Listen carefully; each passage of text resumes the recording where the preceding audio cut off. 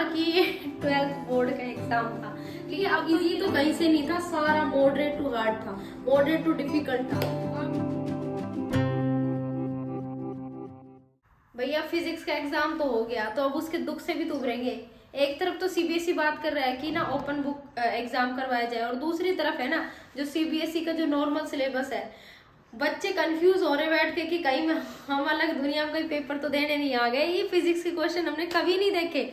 और सेट 3 का तो भाई हम उसको सीबीएसई तो बोलेंगे नहीं, उसके जो एमसीक्यूज थे ना वो तो जेई के लेवल को भी अप कर रहे हैं ना। तो कहने का मतलब ये है बेटा, अब जो हो गया ना वो अपने हाथ में तो था नहीं, हो गया उसको तो भूल जाओ, ठीक है। अब आगे से हम ये कंसेप्ट याद रखेंगे, फिजिक्स को हमने नहीं फोड़ा, फिजिक्स ने ही हमें फोड़ दिया। अब थोड़ा चिल आउट करो, थोड़ा नॉर्मल रहो। तो मैं जो जो चीज बता रही हूँ वो ध्यान से सुनो। देखो ऐसा नहीं है सिर्फ आप लोगों के लिए ये टफ था, ठीक है, ये मॉडरेट से टफ ना। तो इसने हमें ये कहते हैं ना घर का ना घाट का, तो फिजिक्स के पेपर में अपने साथ वही हुआ है। ना तो इसने हमें इस लायक छोड़ा है कि हम फेल हो जाएं, और ना इस लायक छोड़ा है कि हम, कोई भी बच्चा ना श्योरली ये नहीं कह पा रहा कि मेरे 98 आ जाएंगे, मेरे 99 आ जाएंगे, है ना। तो ऐसा बीच में फंसा के मारा है इसने, ना तो फेल होने दिया, क्योंकि भाई कुछ सेक्शन ऐसे थे, बीसी सेक्शन ऐसे थे उसमें क्वेश्चन बहुत भी इजी थे, है ना। तो वो तो थ्योरेटिकल पोर्शन से अगर आप ब्लैंक नहीं छोड़ के आए ना तो वहां लीनियंट मार्किंग कर देंगे। जैसे मान लो कोई 2 नंबर का क्वेश्चन है तो उसमें आधा 1 ऐसे देते चलेंगे, कुछ भी लिखा है तो भी, 5 का है तो 2 दे दिए, 3 दे दिए, अगर आपने कुछ भी लिखा है तो।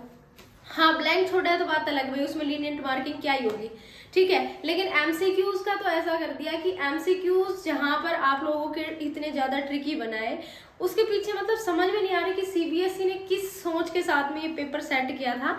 सीरियसली भाई लग नहीं रहा कि ये 12th बोर्ड का एग्जाम था, ठीक है। अब तो ये लग रहा है कि ठीक है बच्चों को कूल डाउन करवाना है, बच्चों को नॉर्मल फील करवाना है कि जो हो गया वो भगवान की मर्जी से हुआ था, अब तुम टेंशन मत लो। सीबीएसई के पहले भी मैं डाल चुकी हूँ, बच्चों के काफी कमेंट आ रहे थे। सीबीएसई की मार्किंग स्कीम ऐसी होती है, जो टफ एग्जाम होता है उसकी लीनियंट मार्किंग होती है, ठीक है। और क्या करते हैं शुरू में, देखो जैसे ना केमिस्ट्री में सारे क्या करें, ज्यादातर प्रीवियस ईयर के क्वेश्चंस रिपीट करें, उससे काफी बच्चे ना चिल आउट करके बैठे थे कि भाई इसी तरह से प्रीवियस ईयर के रिपीट होंगे।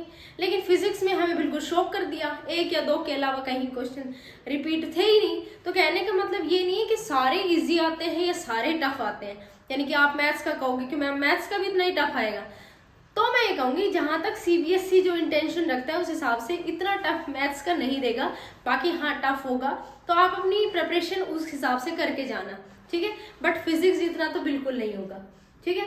तुम्हारी जो मार्किंग होगी वो लीनियंट होगी। आप पूरा फोकस मेरे बच्चों भगवान के सामने हाथ जोड़ के कि भाई जैसा फिजिक्स में हमारे साथ हुआ है वैसे मत करना, और मैथ्स का जो पेपर है ना उसकी तुम अच्छे से तैयारी करो।